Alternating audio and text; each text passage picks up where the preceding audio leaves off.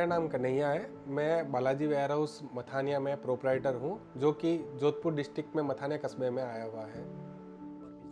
Sir एनईआरएल से जब से हम जुड़े हैं उस टाइम से हमें बैंकिंग में बहुत ज़्यादा हेल्प होती है, फाइनेंसिंग में बहुत ज़्यादा हेल्प होती है। एनईआरएल से जुड़ते ही मतलब ये हो गया कि हम सीधे के सीधे 80 से 85 बैंकों के साथ हम डायरेक्टली जुड़ गए हैं, जिससे क्या होता है कि हमें फाइनेंस में बैंकिंग को अप्रोच करने की ज़्यादा ज़रूरत नहीं रहती है। और हमें पोर्टल भी बहुत इको फ्रेंडली लगता है, जिसमें यूज़ टू मतलब ये रहता है कि बहुत ही ज़्यादा आसानी से उसको यूज़ कर सकते हैं हम पोर्टल को।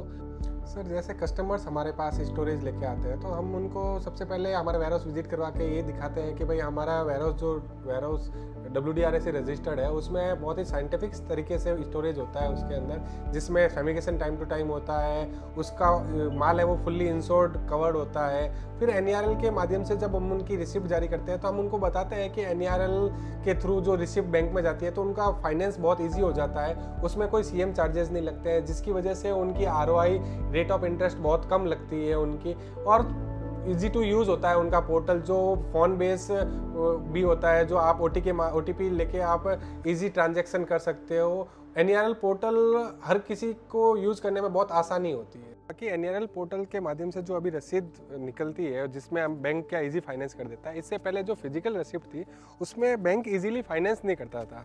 उसमें रिसिप्ट का खोने का या फिर ख़राब होने का या फिर कार्ड चीट का भी डर रहता था उसमें। पर यह है कि अब इलेक्ट्रॉनिक रसीद से इजी फाइनेंस हो जाता है, बैंक भी का ऑप्शंस भी बहुत सारे हो जाते हैं, तो इजी फाइनेंस होता है उसमें।